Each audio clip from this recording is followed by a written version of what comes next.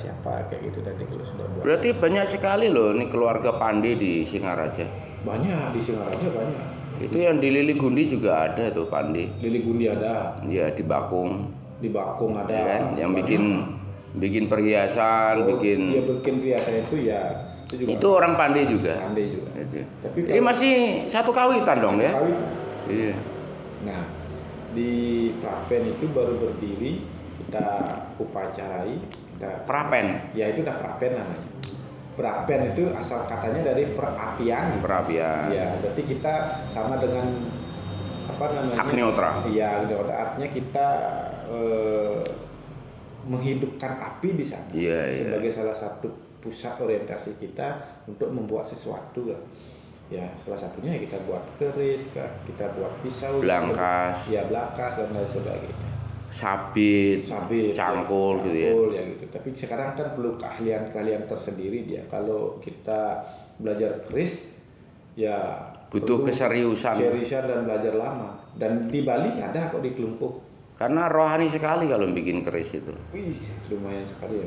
Itu tadi yang Mbah Kong menemukan tahun 2009 di Kayangan Api itu, Mbah Kong nyoba bakar jagung di sana. Kurang ajar ya. Tapi saya memang ngelewatin ladang jagung terus dikasih petaninya dikasih 4 karena kami berempat saat itu. Aku pakai bakar jagung. Kemudian yang 2 Mbah Kong rebus di air panasnya. Kemudian Mbah Kong turun ke tempat perendaman senjata. Nggak ada kuncennya.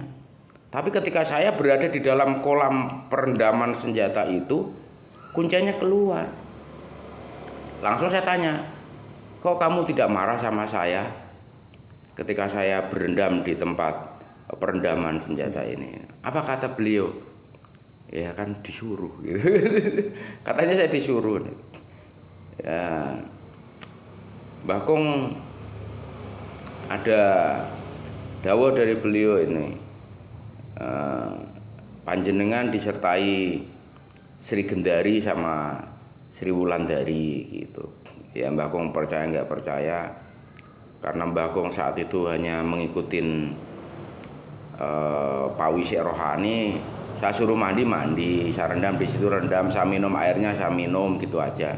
Jadi saya berendam dan menyelam di situ berempat, kulon nuwun dan sebagainya, dan astungkare, dan bersyukur alhamdulillah lah direstui juga gitu. Tapi usia makan jagung bakar dan jagung rebus itu, Mbah Kong harus pergi, namanya ke Kayangan Angin. Setelah dari Kayangan Api itu Mbah Kong ke Kayangan Angin. Kayangan Angin itu tempat Ken Arok bersumpah. Tempat Ken Arok bersumpah itu Kayangan Angin. Jadi kami menuju ke Kayangan Angin dari Kayangan Api saat itu. Nah dari situlah kami tim ahli ekonomi Bojonegoro saat itu menghitung bagaimana mensejahterakan NKRI ini. Itulah yang melahirkan pendapat dan kesimpulan pentingnya ada subsidi negara terhadap rakyat. Setiap kakak itu harus dijamin deposit 3 miliar. Karena saat itu dihitung kalau deposit 3 miliar itu tiap bulan bisa mengambil bunganya 30 juta. Oke, asumsi Mbah Kong untuk pemeliharaan keluarga itu tiap bulan itu 12 juta cukup. Artinya untuk emergency safety 15 juta tiap bulan untuk emergency keluarga. Untuk kebutuhan itu, karena kita kan tidak merawat anak dan istri saja, kadang ada ponakan, ada mertua, ada besan, kasaran gitu loh. Ini Mbah Kong hitung sama ahli ekonomi Bojonegoro saat itu, Pak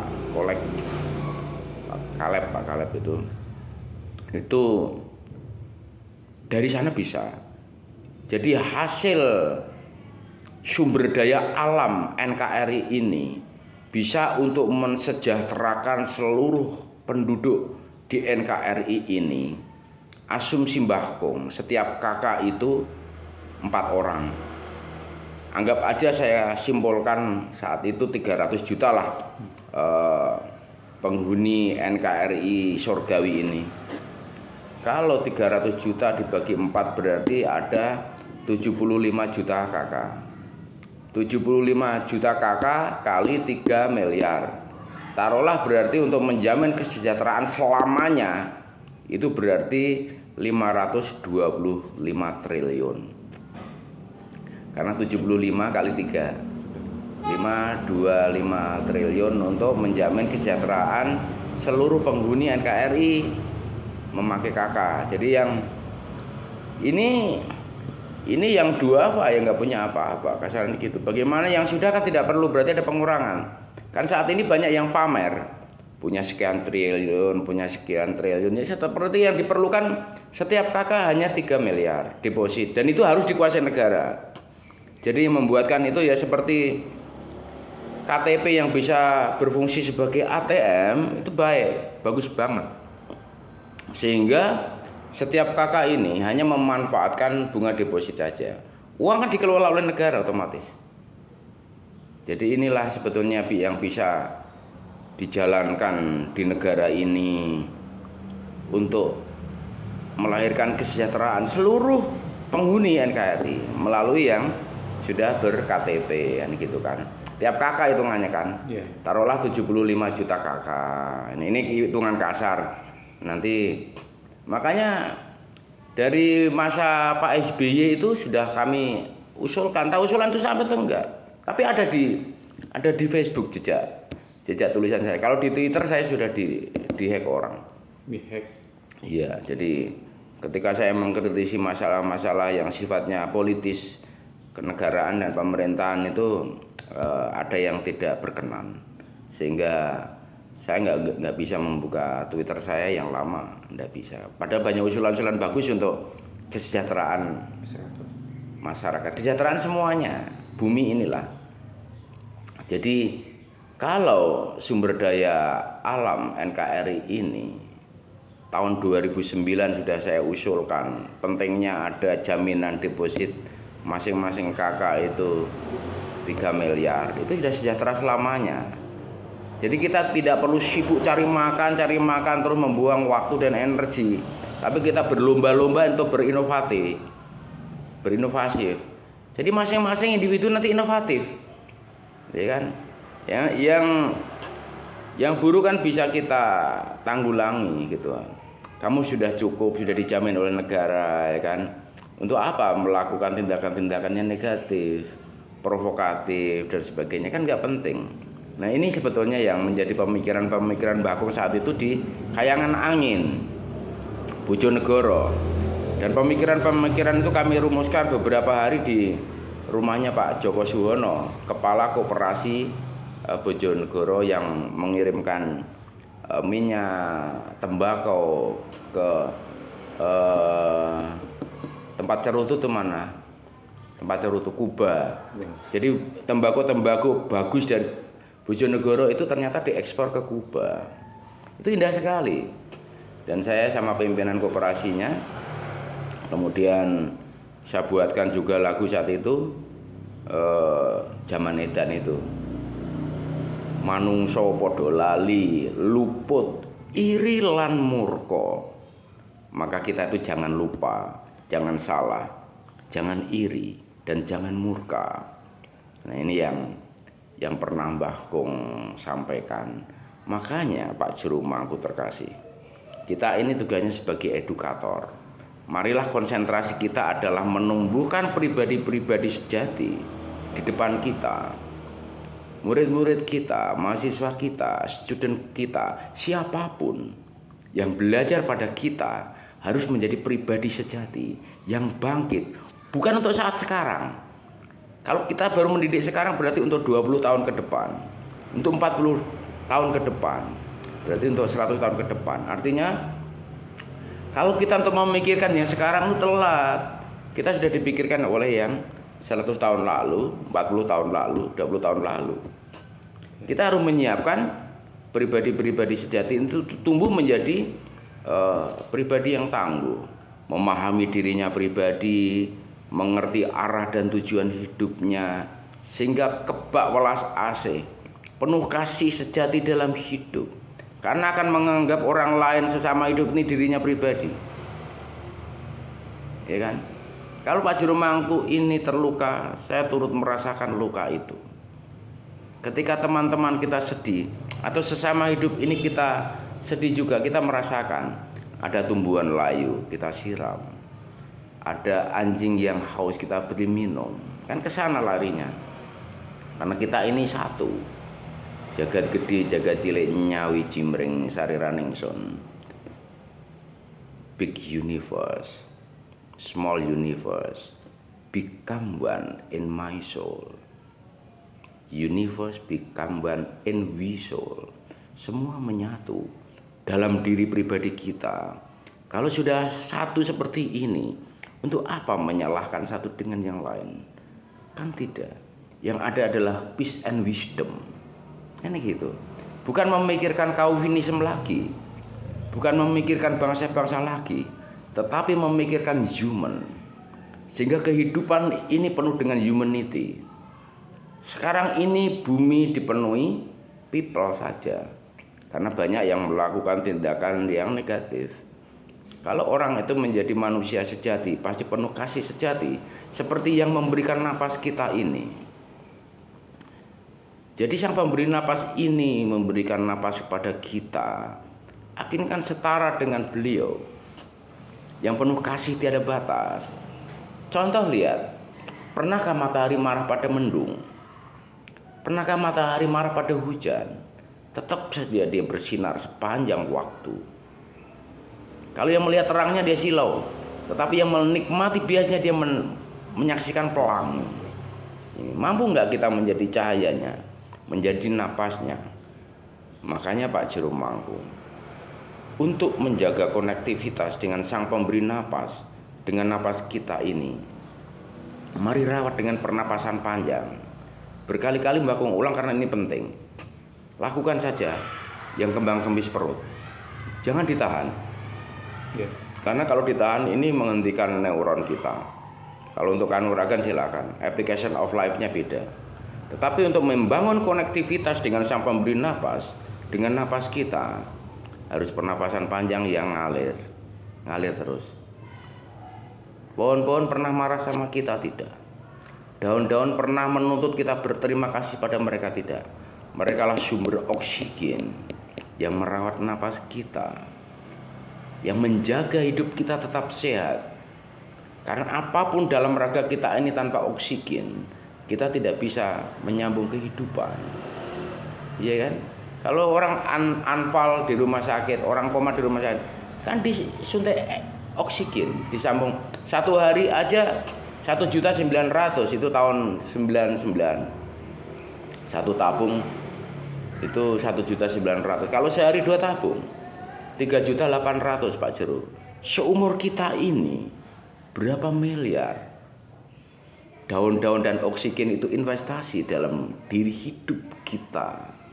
Nah, nanti makanya kalau Pak Jero Mangku nyaputin pohonnya, kalau dibilang Pak Jero Mangku ini nyembah pohon, kan goblok.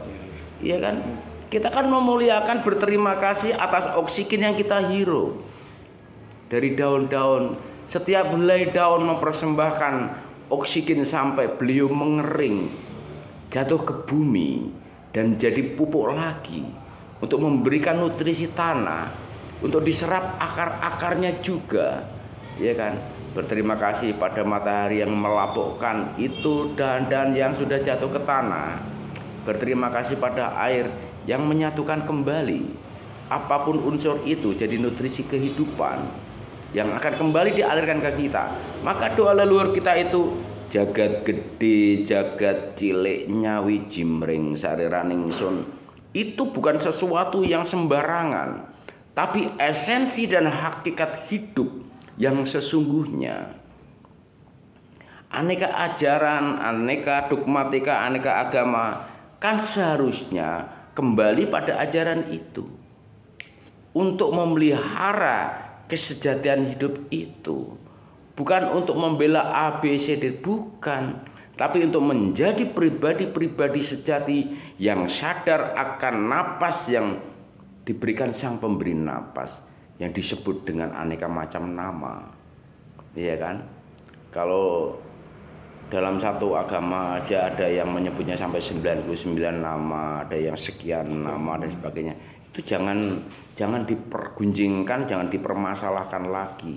Yang penting adalah kesadaran bagaimana Sang Pemberi napas itu menyatu dengan napas kita, sehingga kita menjadi kehidupan yang penuh pelangi. Penuh pelangi, Pak Jero. Jadi bukan hanya cahaya yang menyilaukan. Engkau akan melihat cahaya itu menjadi menyilaukan ketika engkau menyaksikan terangnya. Tetapi kalau Pak Jero Mangku menatap bias cahaya itu, Pak Jero Mangku menyaksikan indahnya pelangi, pesonanya yang luar biasa dalam mata kita. Ketika kita merembangkan air mata penuh pelangi. Jenengan sadar mata saya sekarang ini juga penuh pelangi karena saya menahan air mata. Anugerah beliau besar sekali. Kalau kita melihat matahari begini silau sekali, oh belereng, silau, nggak tahan. Tetapi kalau kita menatap dan mensyukuri biasnya, nikmat pesona yang luar biasa, semua penuh dengan pelangi. Setiap titik embun membiaskan cahaya lahir pelangi. Percikan cahaya lampu kita saat kita perhatikan dengan di antara bulu mata kita jadi pelangi. Tatapan lampu motor di dalam kegelapan ketika kita sedikit lirik biasnya jadi pelangi. Kita dulu marah-marah dengan silau lampu di jalan, lampu dimanapun, karena kita melihat terangnya, tidak mensyukuri biasnya. Kalau kita menikmati biasnya, maka kita mendapatkan itu banyak pelangi di aneka dimensi hidup. Nah, disinilah sebetulnya tuntunan kita sebagai edukator. Janganlah kita ribut dengan sistemnya, jangan ribut dengan lembaganya, jangan ributkan birokrasi, kedudukan, jabatan, aneka hal yang kita tuntut. Mari kita menjadi edukator sejati yang membangkitkan setiap insan yang berhadapan kita ini menjadi pribadi tangguh, yang memahami dirinya pribadi, yang mengerti arah tujuan hidup, memahami secara biologi dari ujung rambut sampai ujung kaki, mengerti anatomi fisiknya, fungsi anatomi fisiknya. Setelah itu kita belajar tentang pemahaman kehidupan spirit of life, kehidupan rohani yang menyertai ragawi sehingga hidup jadi jiwa yang tumbuh dan terus mewakili Sang Pemberi napas. Jiwa kita ini adalah perpaduan ragawi dan rohani. Maka jadilah Pak Jero Mangku terkasih, jadi Mbah Kong, ya kan, hidup sehingga kita bisa bicara, bisa berdialog, bisa sharing seperti ini. Ya enggak? Tanpa penyatuan itu kan kita jadi berbeda. Tanpa fisik kita jadi gentayangan, fisik saja jadi mayat. Maka di setra selalu diaben, ya kan, agar tidak ada dualisme, karena tidak mencapai kamoksan. Kalau mencapai kamoksan sampurna ning ngauripan berpadu, kita berada dimanapun tanpa masa, tanpa batas, tanpa waktu. Maka catatan utama yang harus kita bagikan adalah waktu bukanlah ukuran, tempat bukan batasan. Waktu dan ukuran, tempat dan batasan adanya di lapang jiwa kita. Saat kita mengizinkan dengan ikhlas Sang Pemberi napas menyatu dengan napas kita, memberikan karunia-Nya yang besar sesuai dengan kapasitasnya. Ya. Jadi mari kita lalui. Jangan kata orang, jangan kata Mbah Kong, lalui. Harus dilalui. Kalau kita melalui, melakoni, menjalani, maka kita menjadi tahu dan tulus hidup. Kalau sudah tahu dan tulus hidup, bukan kita yang rapuh ini yang berkarya, tapi beliau yang memiliki napas kita ini, Sang Pemberi napas ini, yang mengkaryakan ujung-ujung jemari kita, raga kita, segala yang rapuh dalam kehidupan kita ini. Beliau karyakan menjadi berkah, jadi inovator, jadi motivator, Jadi banyak spesialis yang penuh dengan berkah untuk berbagi pada sesama hidup. Ingat, bagi sesama hidup, bukan hanya sesama manusia, tapi sesama hidup. Maka di Bali ada taksu tertua kita adalah tumbuhan, ya kan? Kita rayakan punya tumpak kandang, kita punya saudara binatang. Kita punya tumpak landep, kita menyatu dengan aneka hal karunia karyanya juga, karena di hidup kita juga ada unsur-unsur itu. Banyak sekali yang dirayakan di Bali ini. Harusnya ini kewajiban seluruh manusia, 48 hari raya, agar kita tidak lupa. Bukan ritual dan seremonialnya saja. Ritual dan seremonial ini wajib kita kerjakan. Wajib kita kerjakan agar tidak lupa. Karena manusia ini selalu lupa, sering salah, inginnya iri mulu, ya kan, kemauannya murka selalu. Ini. Jadi agar kita tuh tidak lupa, tidak salah, tidak iri, tidak murka, maka 48 hari raya itu wajib kita kerjakan, ya kan? Wajib kita kerjakan dengan tulus. Kita mau minum kita ngejot, kita mau makan kita ngasih rerepan, ngejot juga, agar kita juga diberkati dan disucikan apa yang kita makan dan yang kita minum. Karena yang kita makan dan minum ini kan mengakhiri kehidupan yang lain.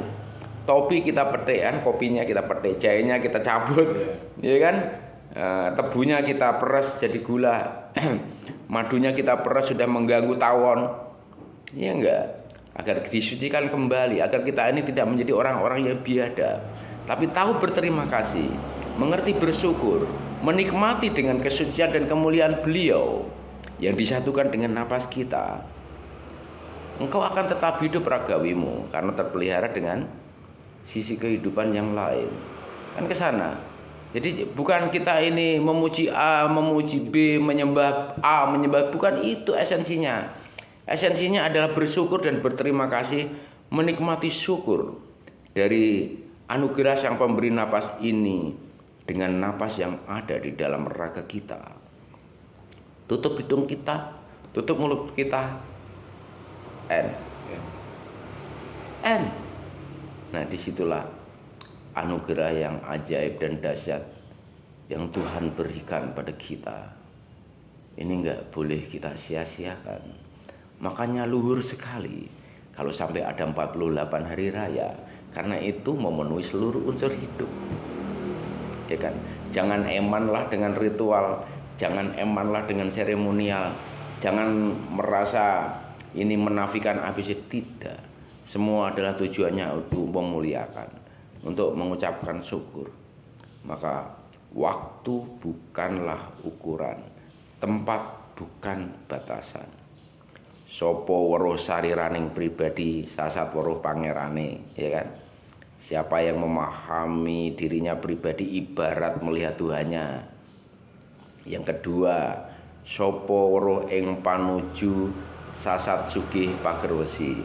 Siapa yang memahami arah tujuan hidupnya ibarat ia memiliki benteng pagar yang kuat sekali, sehingga terlindungi dari aneka mara bahaya. Itu kan nasihat sepuh leluhur manusia. Bukan Calvinisme lagi, tetapi untuk seluruh manusia ini. Kalau tidak untuk seluruh manusia, tidak mungkinlah menyenandungkan jagat gede, jagat cilik, nyawi cimring sariraning sun. Big universe, small universe, become one in my soul. Universe become one in we soul. Semua menyatu jadi satu. Ini kalau setiap pribadi yang kita ajari tangguh menjadi pribadi-pribadi sejati. Yang ada adalah peace and wisdom. Kenyamanan, kedamaian, ketentraman, kesejahteraan, ya kan Pak Jero? Sadar enggak itu?